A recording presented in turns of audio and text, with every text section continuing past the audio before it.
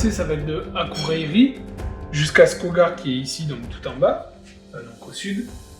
L'itinéraire, il y a grosso modo entre 300 et 400 km. Donc ça va dépendre des détours qu'on va devoir faire.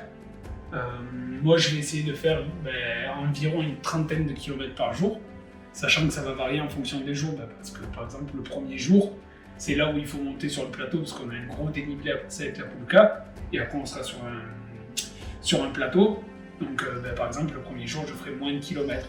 Et après, en fonction des dénivelés, on va faire une moyenne de entre 25 et 30 km par jour. Ça, c'est le but. Donc du coup, ça va durer entre 14 et 20 jours, parce que justement, en fonction des conditions, on est en Islande, il peut très bien neiger un jour, 2 heures après, il peut pleuvoir, il peut tomber des grosses quantités, ça peut être très compliqué. Donc moi, justement, je vais devoir affronter le blizzard, qui lui va nous poser des gros problèmes. Donc le blizzard, c'est vraiment des gros coups de vent avec de la neige. Et des températures très froides, donc jusqu'à moins de 30 degrés, notamment dans le secteur là, entre les deux glaciers. Voilà, ça va être la partie la plus technique, parce que malheureusement l'hiver, à cause du réchauffement climatique, ça fond, et on peut avoir des passages où au lieu d'être gelé, c'est de la glace fondue ou carrément des lacs, donc il va falloir trouver le chemin le plus facile.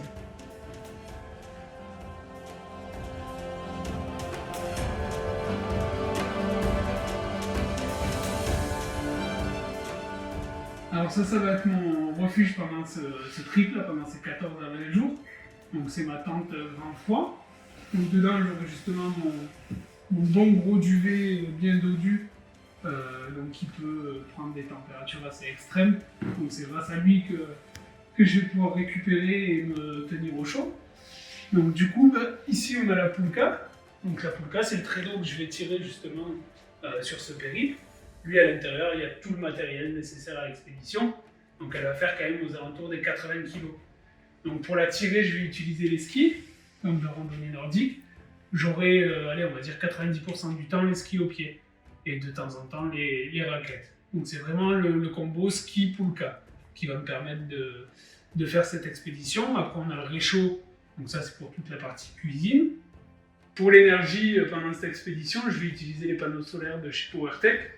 Donc un de nos partenaires qui nous a généreusement filé le matériel, qui va nous permettre justement de recharger une batterie externe, qui me permettra d'avoir de l'énergie pour toute l'expé, et pouvoir charger le téléphone satellite, les caméras, le GPS, etc.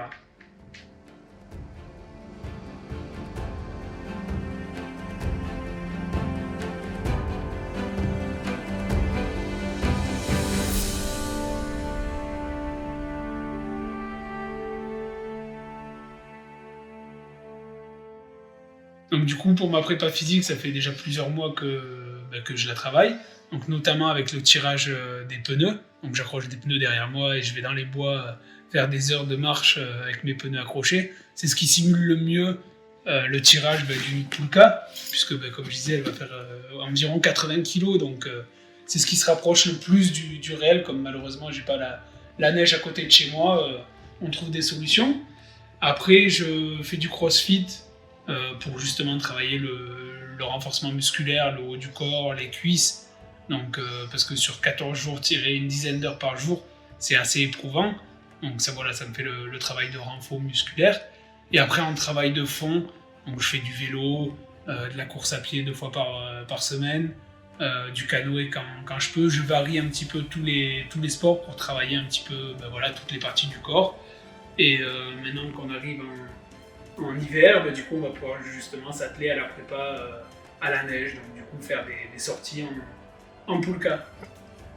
Cette expédition, je voulais la partager, donc on va la partager avec des enfants malades qui sont hospitalisés pour des longues durées, grâce à l'association REV, qui va nous permettre de nous mettre en lien avec eux. Ils vont pouvoir suivre l'expédition jour par jour, poser des questions. Et on va pouvoir lever des fonds pour leur cause, pour qu'à leur tour, on puisse financer leur rêve.